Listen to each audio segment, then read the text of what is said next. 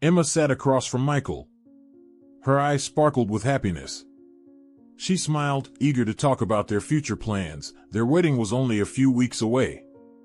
It felt like the whole world was at their feet.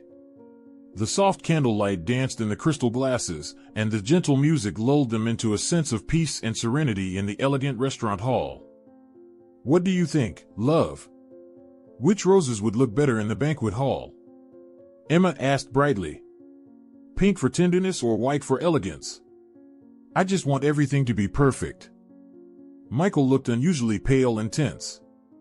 He was silent for a long time, nervously fiddling with his napkin, avoiding her gaze like he was struggling with something. Eventually, he let out a deep sigh, his shoulders slumping. "Emma," he said, his voice shaky, and in that one word, there was so much pain that Emma's heart clenched. Her smile faded. A chill of dread sliced through her. "What's wrong, sweetheart? You don't seem like yourself," she asked softly, reaching across the table to touch his hand. Michael finally looked up at her, his eyes filled with despair. "It's over, Emma. My company, it's on the brink of bankruptcy. I'm losing everything," he said. Each word hit like a hammer, shattering the peace they had known. He pulled his hand away. His eyes suddenly looked hollow, his voice a lifeless whisper. "In the coming months, I'll have nothing left. Creditors are closing in. I'm drowning in lawsuits, they're threatening to seize everything. We won't be able to afford luxury vacations anymore. I won't be able to spoil you with gifts. Our house is mortgaged, and in a month we'll have to move into a rental. Are you ready for that?" He lowered his head and covered his face with his hands. "I'm crushed, Emma. I don't want to fight anymore. I don't want to keep going," he muttered, his shoulders trembling. "Why would you want someone like me? A failure drowning in debt? I'll understand if you leave. You're free to choose, Emma." Silence fell between them like a heavy curtain.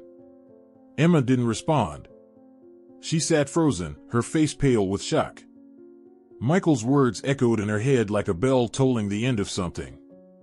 They drove home in his luxury car, soon to be sold. The lights of the night city flickered past the windows. "That was probably our last dinner at that restaurant," Michael said quietly, not looking at her. "We can't afford that kind of spending anymore." Emma stared out at the passing streetlights, lost in thought. She remembered how they'd met, like it had happened in another life. She was just a courier back then, delivering an urgent package to his office. He saw her, invited her to dinner, and that was the start of their romance. They'd flown to Bali, visited the Emirates. She had forgotten what it felt like to wake up at 6 a.m., rushing through rain and snow on her sputtering scooter, running errands for pocket change. She couldn't even picture herself as that girl anymore. And now, after a year of luxury, this. Was she really supposed to go back? His words at the restaurant wouldn't leave her alone. Again and again, she heard him say, "I'll understand if you leave." That morning, as Michael left the house, he muttered grimly, "Today's going to be rough. I have to sign off on layoffs for half my staff, people I've worked with for over 10 years. I don't even know how I'll face them." Another blow. Emma watched him go, heart aching for the man she loved. But at the same time, she couldn't stop thinking about her own life, suddenly overturned, lost. Unable to bear the silence and fear in that empty house, Emma made a decision. She grabbed the keys to the car Michael had given her and drove to her hometown, Millbrook, where her great-aunt Helen, her late grandmother's sister, still lived in the old family home. Emma hadn't been there in years. But right now, it was the only place she wanted to be, far from the looming dread of the future and the hum of the city. The drive took 2 hours. She parked by the front gate. As soon as she stepped out, she heard the joyful voices of children. Kids were running through the yard, and her cousin Sarah was calling after them playfully. "All right, little rascals, time for lunch. You've been out all day, wash those hands." The kids giggled and ran inside. Then Sarah noticed the car, shaded her eyes, and squinted. "Emma? Is that really you? What wind blew you here?" she called out as she walked over, a mischievous glint in her eyes as she eyed the shiny car. "Where'd you get this beauty? Rob a bank?" Emma smiled, feeling a weight lift off her shoulders. "Just needed a break from the city for a day," she said, hugging her cousin. "And look at you, still the same red-headed troublemaker. Remember when you slipped a wormy apple into my porridge?" Sarah burst out laughing like no time had passed. "Oh, city princess, you haven't changed one bit. Come on in, what are you doing standing there?" As soon as Emma crossed the threshold, memories came flooding back. In the cozy corner where they used to sleep side by side on floor mats, they'd listen to creaking floorboards and buzzing flies. The room that had once belonged to their grandparents was now filled with toys and drawings. Emma peeked into the next room, Aunt Helen's space, unchanged except for a few more wrinkles and photos. The same yellowed pictures on the dresser, now joined by new, colorful ones of children's smiling faces. The whole house radiated care, warmth, and life. At the simple wooden table, they shared roasted potatoes and savory stew from clay pots. Fresh bread, warm from the oven, sat next to green onions, salad, parsley, and crunchy cucumbers rubbed with coarse salt. Surrounded by laughter and country comfort, Emma felt something in her heart begin to thaw. After lunch, while the kids ran back outside and Sarah busied herself with chores, Aunt Helen called Emma into her cozy little room. The air smelled of dried herbs and old books. Helen sat by the window, her wrinkled hands slowly sorting thread. "Sit, sweet girl," she said gently, pointing to the chair across from her. "You haven't visited in so long. Something's happened, hasn't it? I can see it, it's not easy for you now." Fighting back tears, Emma told her everything, how she met Michael, the wedding they were planning, his looming bankruptcy, her fears and doubts, her addiction to luxury, and her dread of returning to her old life. Aunt Helen listened silently, occasionally stroking Emma's hand.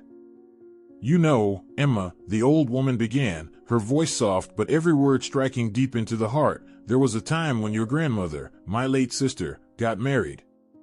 Your grandfather William had just returned from the war. He was not the same man. Broken, wounded, his soul darkened by all he'd seen. Many told her not to marry him. Why him? He's not the man he was. He has no money, no spark left in his eyes. But she loved him. She said, 'My love will heal him, my hands will hold him up.' And she did. Day by day, year by year, she worked, believed, waited, and brought him back to life. And when your grandfather finally stood tall again, he became the wisest, most capable man in the county. He built this house with his own hands, so sturdy it still stands today. He gave us all a home." Grandma Helen smiled as she looked out the window, watching the children playing. "Just look now, sweetheart," she said. "So many grandchildren, great-grandchildren.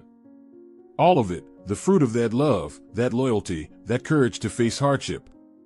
She could have chosen a comfortable life, a wealthier man. But she chose him, and never once regretted it." Emma listened, and her grandmother's words soaked into her like healing water on parched earth. After saying her goodbyes, Emma got ready to leave. She handed out the treats she'd brought, crinkly chocolate candies and a bright, colorful building set that made the boys' eyes light up. "Aunt Emma, come back soon," the children shouted, waving as her car disappeared around the bend. All the way back to the city, Emma thought about her grandparents' story.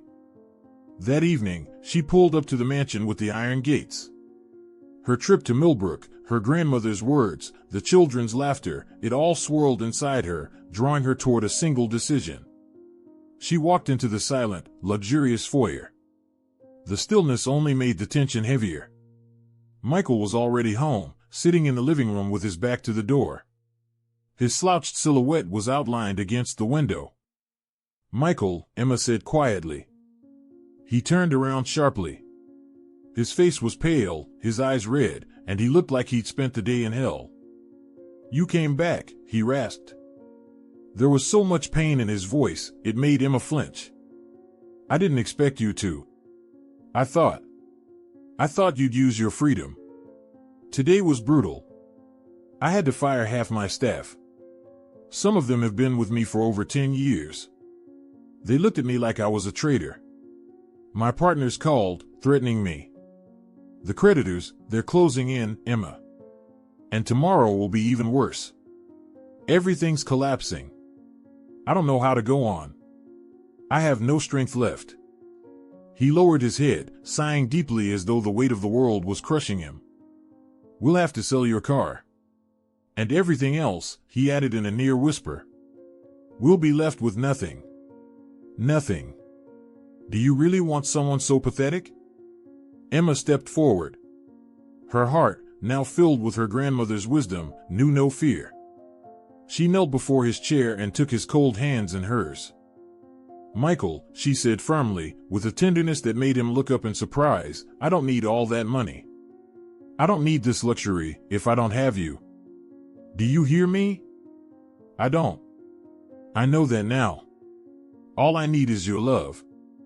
I'll take you any way you come, without money, without this house, without the cars.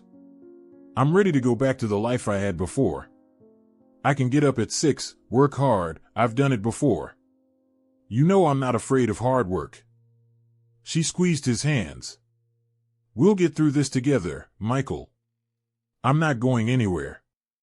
I won't let you give up. We'll face this, whatever it is. I'm ready to start over with you, even in a tiny rental apartment.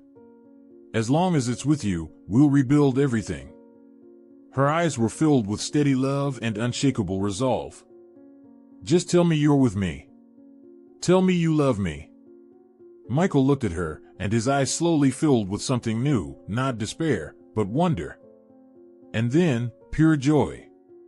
He gently freed one hand and touched her face. Emma, Emma, he whispered, and now his voice held nothing but happiness and awe. My sweet girl, my one and only, there is no bankruptcy.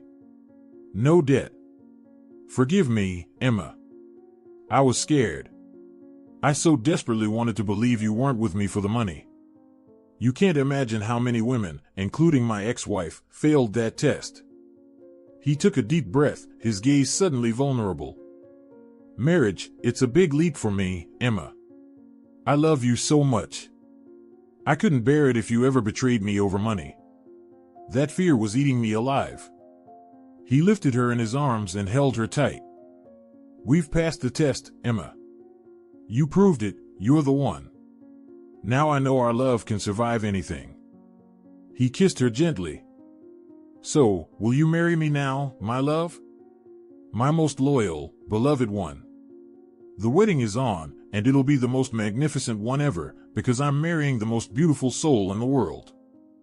Emma and Michael's wedding was a true celebration. The hall bloomed with white and pink flowers, just as Emma had dreamed that fateful night. Michael, beaming with joy, couldn't take his eyes off his radiant bride. Emma glowed with beauty and spirit, lit from within.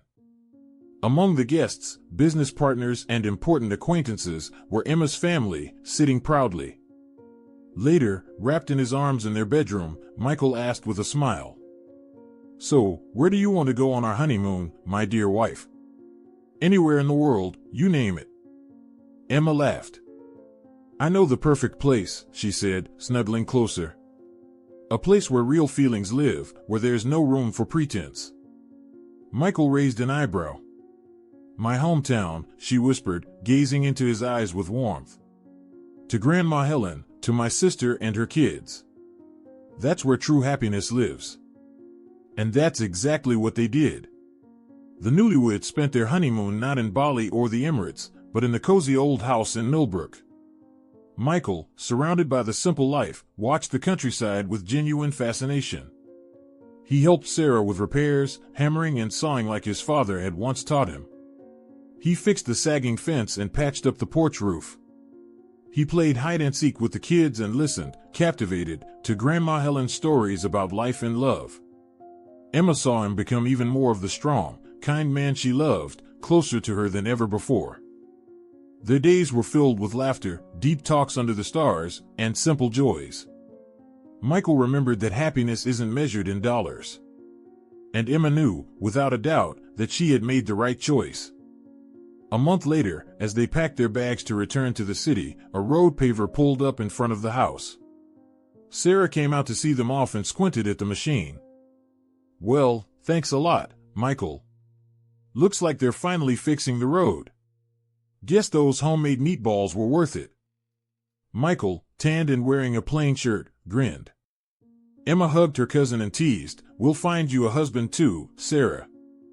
Sarah waved them off, and they all burst into laughter. And now it's your turn. Let us know if you enjoyed the story, and don't forget to subscribe to our channel. A new story drops tomorrow, don't miss it.